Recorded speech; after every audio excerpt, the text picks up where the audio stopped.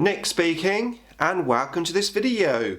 Right, another update on the living tomb formation that I'm painting up. I've been working really hard on these.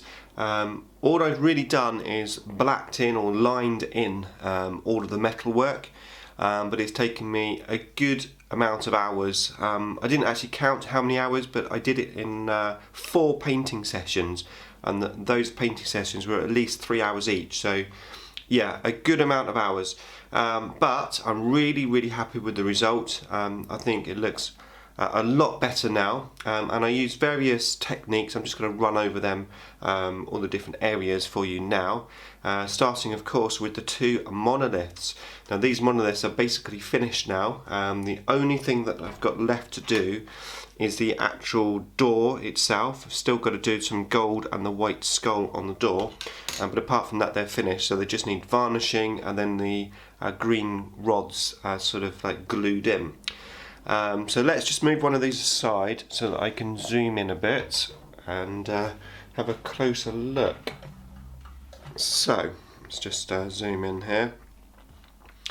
So started off with the guns themselves. I went in with a black base coat. Effectively, you know, again, because these move, I had to sort of put them to one side, paint them, let that dry, move it to the other side, paint the other side, etc. I have highlighted the guns. It's quite subtle because I do have like a subtle highlight on my black, so it's just basically a very light dry brush of bolt gun metal, but matches, as I said, the rest of my army. So really happy with that. I did go in with some silver just on the recessed sections there. I then went in with a black wash, and effectively I lined in all of these little grooves and also these little joins here with the black wash, and I'm really happy how it's looking.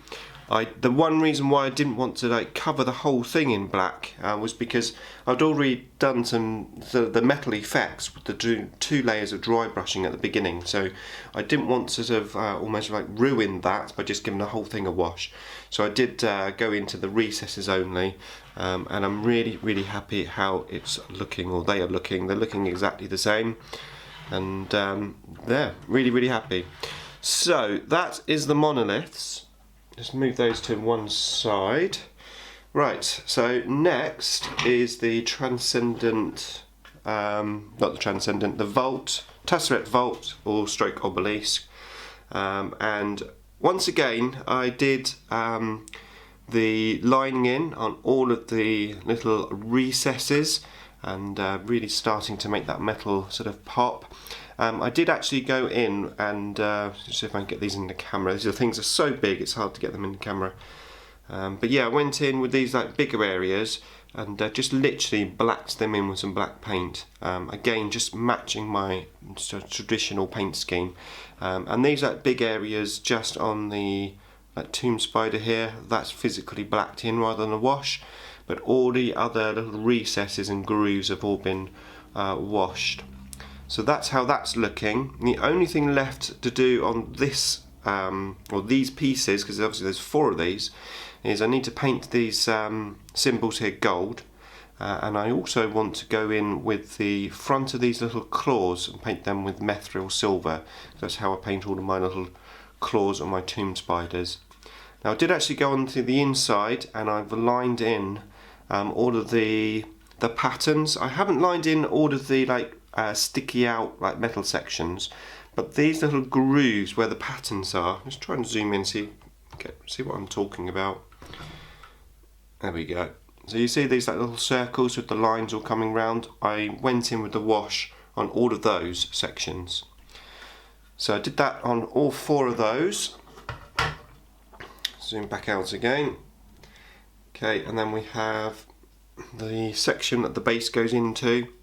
Again, I blacked in the bigger grooves, and I washed all of the little patterns and recesses. So that's how that's looking. And then the piece that sits on top of that, holding the Transcendent Catan, once again, it's really hard Right, there you go. Once again, I've gone in and blacked in the bigger sections, and I've washed all of the patterns, and that's how that looks. And I think all of that work really finishes off the sort of metal effect. The spider, which goes on the top of that, so like the wraith thing. Again, I just washed all of the recesses there.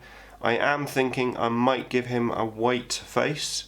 I do like to have a little bit of white in my Necron, so he's probably going to end up with a white face. And of course the monoliths are going to have that white skull on the front as well, so that will tie in quite nicely.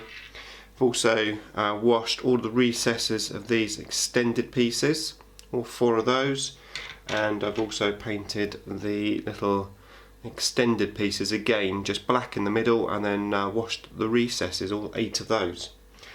So really guessing there now. Like I said, I've just got a little bit of gold and silver to do, a little bit of white to do, and they're all done. So the next stage is the base, and also of course the Transcendent Catan, which I want to talk about those 2 next.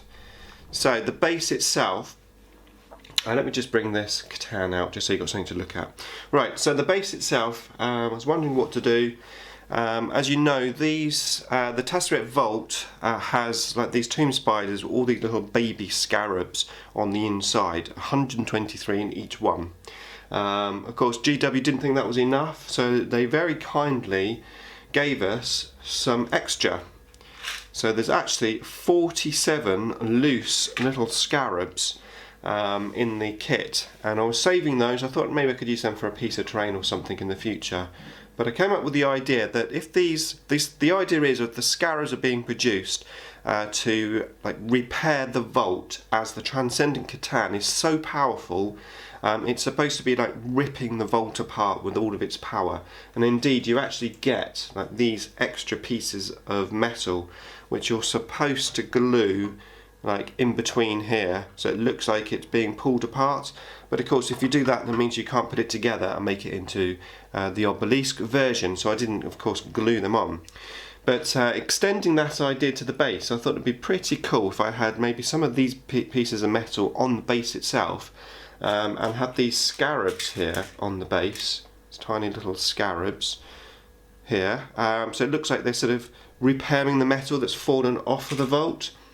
So what I've done is, this is the base itself, and what I've decided to do, I thought it'd be pretty cool to have these scarabs like coming out of the ground. I don't know how well this is picking it up because obviously this is white, but I've gone in with some wall filler, and I just put that on. I sort of raised it off of the base like so, so that I was able to make some holes. So I've just used the end of a paintbrush, big paintbrush, and I've made some holes. And my idea is that I'm going to have these scarabs, if I can pick one up because they are pretty small. I'm going to have these scarabs like coming out of these holes, like that sort of thing. And then I'm going to have like these pieces of metal on the bottom of the base. And I'll have the scarabs like coming out of the holes, and there some of them will be climbing all over the metal.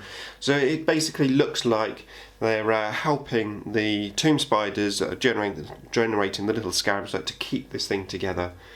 I've also found some green stuff crystals that I've previously made up, because you know when you make green stuff up you tend to always make too much. So what I do is I always save my green stuff. I make little tubes from it and then cut out crystals, because it's always handy to have some crystals.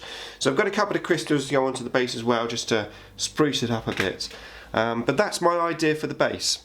So my next step will be to cover this in sand first, and then I can glue on all the scarabs and start painting it. And of course I've already stuck the stem on, so I'm going to have to prime it by hand. That won't be too much of a problem. So that's that. So lastly is the Transcendent Catan.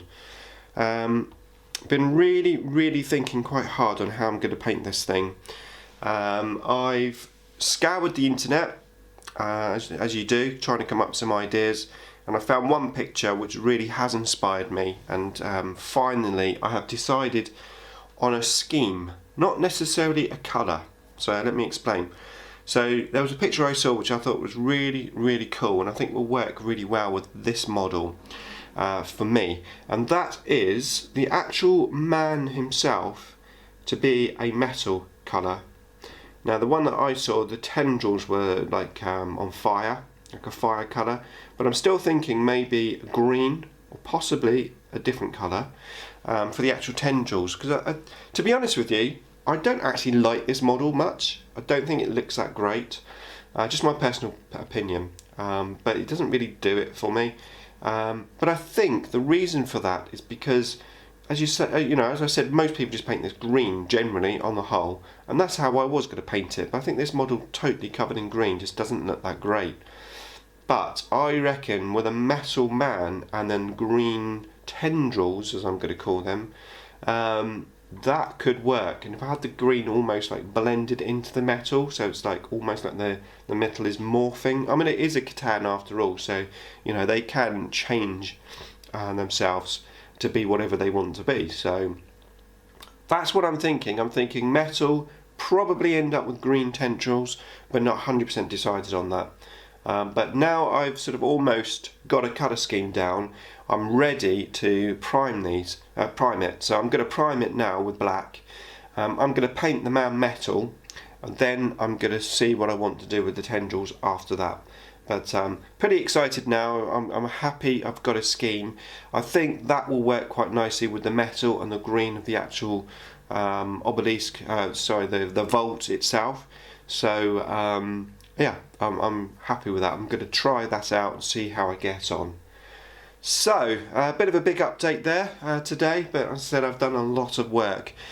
So really getting close. The actual, the tanks, the 3 tanks themselves are nearly finished. They'll be finished probably in the next video.